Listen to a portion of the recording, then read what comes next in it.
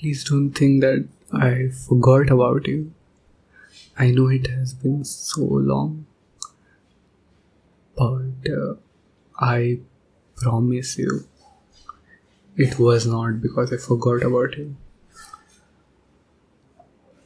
I just got a bit busy and things got a bit hectic. I got a bit sick for a moment, but I promise you, not for a second did I forget about you. Not for a second did I stop thinking about you. Okay? Good. It's good to be back with you. I miss the feeling of holding in my arms and feeling your warmth against me.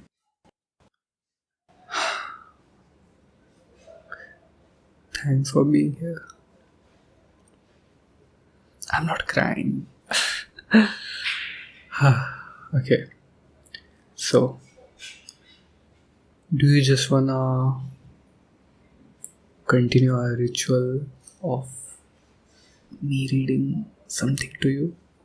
Where did we leave Pride and Prejudice? Oh my god, we still have the bookmark on. It has been months since I've done this. Where were we last time? Do we just wanna read a little bit from the last chapter, or we could try jumping right into the new one and just see if we figure out what's happening. Yeah, that would be like watching a TV show from the middle, trying to figure out what's happening. Okay, let me just stretch a little bit.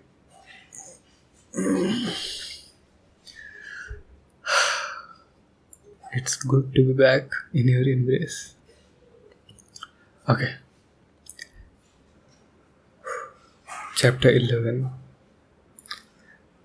When the ladies removed after dinner, Elizabeth ran up to her sister and, seeing her well guarded from cold, attended her into the drawing room, where she was welcomed by her two friends with many professions of pleasure.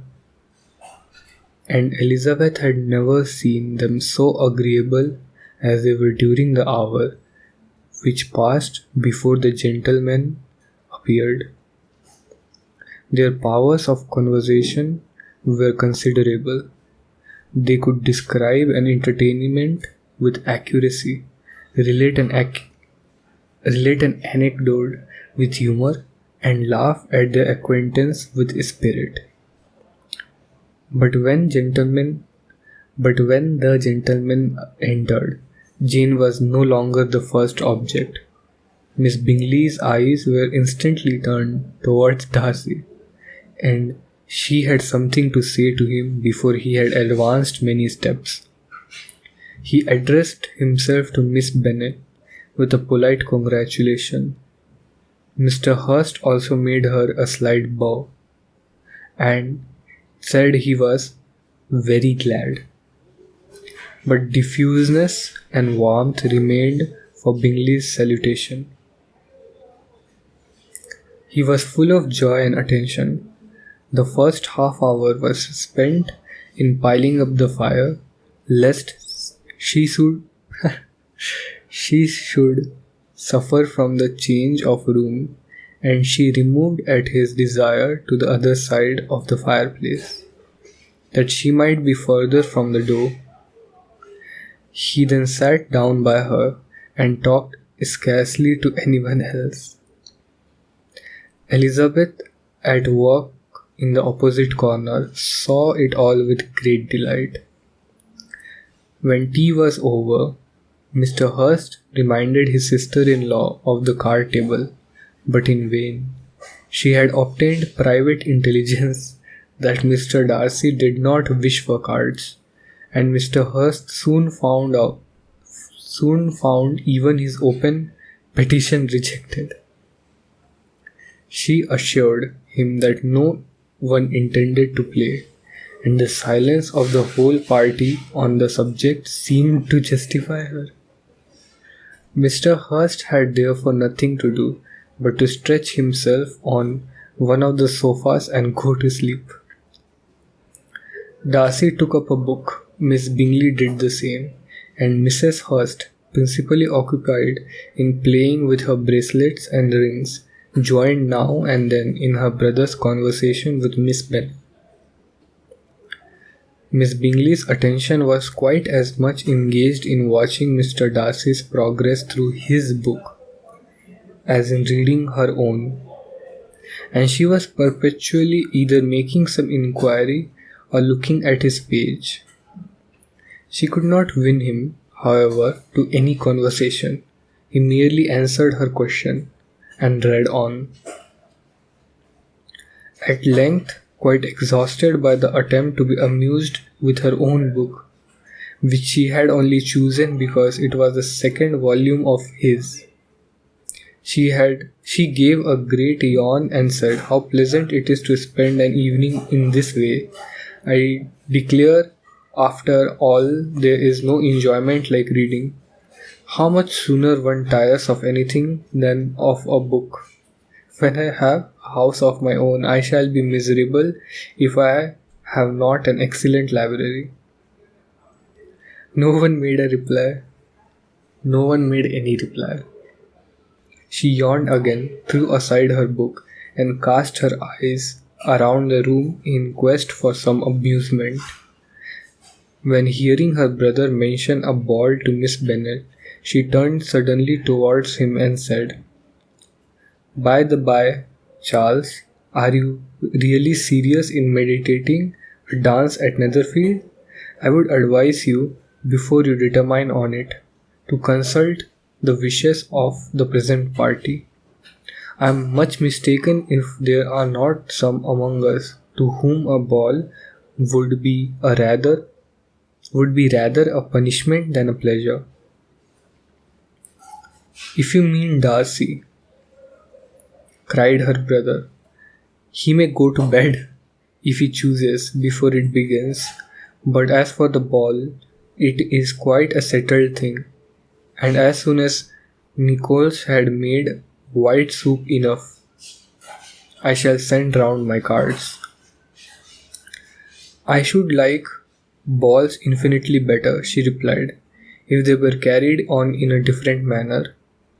But there is something insufferably tedious in the usual process of such a meeting. It would surely be much more rational if the conversation, instead of dancing, were made the order of the day." Wait, let me see who is talking. I'm pretty sure it's Miss Bingley, right? Mrs. Bingley, I mean. Yeah, Mrs. Bingley. Okay. "So much more rational, my dear Caroline, I dare say, but it would not be near so much like a ball." Miss Bingley made no answer, and soon afterwards she got up and walked about the room. It's Miss Bingley, not Mrs. Her figure was elegant and she walked well, but Darcy, at whom it was all aimed, was still inflexibly studious. In the desperation of her feelings, she resolved on one effort more, and turned to Elizabeth, said, "Miss Eliza Bennet, let me persuade you to follow my example and take a turn about the room. I assure you it is very refreshing after sitting so long in one attitude." Elizabeth was surprised, but agreed to it immediately. Miss Bingley succeeded no less in the real object of her civility. Mr. Darcy looked up. He was as much awake to the novelty of attention in that quarter as Elizabeth herself could be, and unconsciously closed his book. He was directly invited to join their party, but he declined it, observing that he could imagine but two motives for their choosing to walk up and down the room together, with either of which motives his joining them would interfere. What could he mean? She was dying to know what could be his meaning. Asked Elizabeth whether she could at all understand him. Not at all, was her answer. But depend upon it, he means to be severe on us, and our surest way of disappointing him will be to ask nothing about it. Miss Bingley, however, was incapable of disappointing Mr. Darcy in anything, and persevered therefore in requiring an explanation of his two motives. "I have not the smallest objection to explaining them," said he as soon as she allowed him to speak. "You either choose this method of passing on the evening because you are in each other's confidence and have secret affairs to discuss, or because you are conscious that your figures appear to the greatest advantage in walking. If the first, I would be completely in your way, and if the second, I can admire you much better as I sit by the fire." Wow. These two are like made for each other. "Oh, shocking," cried Miss Bingley. "I never heard anything so abominable. How shall we punish him for such a speech?" Nothing so easy, if you have but the inclination," said Elizabeth. "We can all plague and punish one another, tease him, laugh at him, intimate as you are. You must know how it is to be done." "But upon my honour, I do not. I do assure you that my intimacy has not yet taught me that. Tease calmness of manner and presence of mind? No. Feel he may defy us there. And as to laughter, we will not expose ourselves, if you please, by attempting to laugh without a subject. Mr. Darcy may hug himself." "Mr. Darcy is not to be laughed at," cried Elizabeth. "That is an uncommon advantage, and uncommon I hope it will continue, for it would be a great loss to me to have many such acquaintances. I dearly love a laugh." "Miss Bingley," said he, has given me more credit than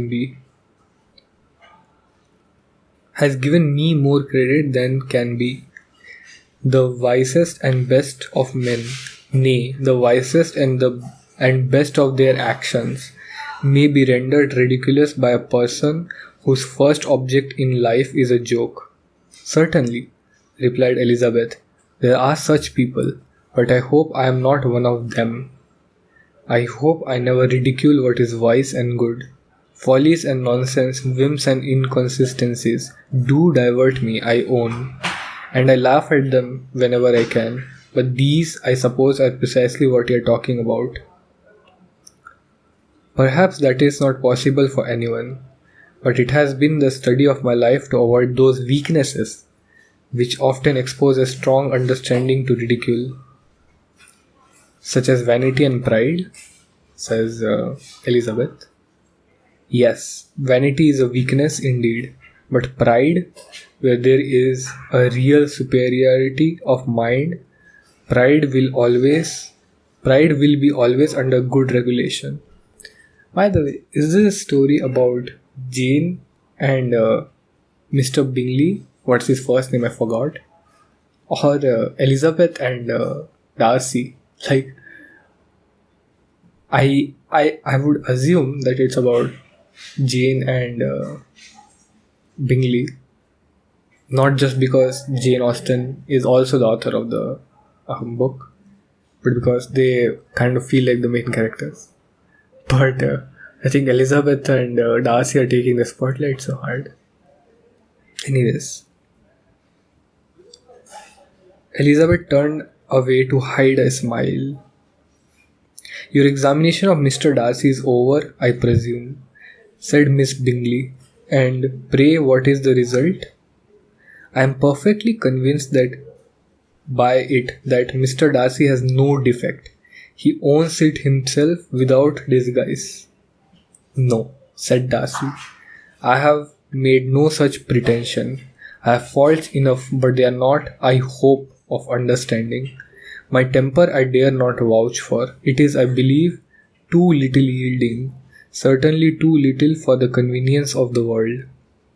I cannot forget the follies and vices of others so soon as I ought, nor their offences against myself. My feelings are not puffed about with every attempt to move them. My temper would perhaps be called resentful.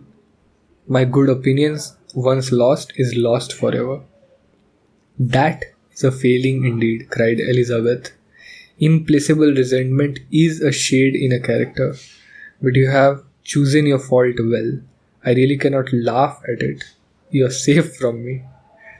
There is, I believe, in every disposition a tendency to some particular evil, a natural defect, which not even the best education can overcome. And your defect is to hate everybody. And yours, he replied with a smile, is willfully to misunderstand them. Do let us have a little music, cried Miss Bingley, tired of a conversation in which she had no share. Louisa, you will not mind my waking Mr. Hurst?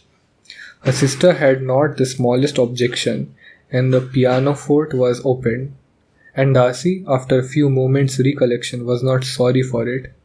He began to feel the danger of paying Elizabeth too much attention. End of chapter 11. I don't remember still the exact where we left, but at least I remember who the characters are, which is nice. Yeah, we got nothing from Jane or Bingley this time. Jane and Bingley just sat in the corner, whispering sweet nothingness into each other's ears. Yeah, it was nice. I really hope to do this more often with you. It has been long and I really miss this with each other, obviously. I hope I get more energy. Even just sleeping with you is always heavenly, but this is also nice. It's also nice, tires me out, right before sleeping, going to sleep, it's nice.